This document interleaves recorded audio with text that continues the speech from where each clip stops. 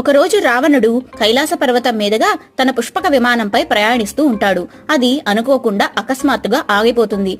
అక్కడికి వృషభరాజైన నందీశ్వరుడు వచ్చి, ఓ రావణ, ఇది శివుడు తాండవం చేసే కైలాస పర్వతం కాబట్టి ఇటుగా వెళ్లడం నిషేధం, మరలిపో అని పలుకుతాడు.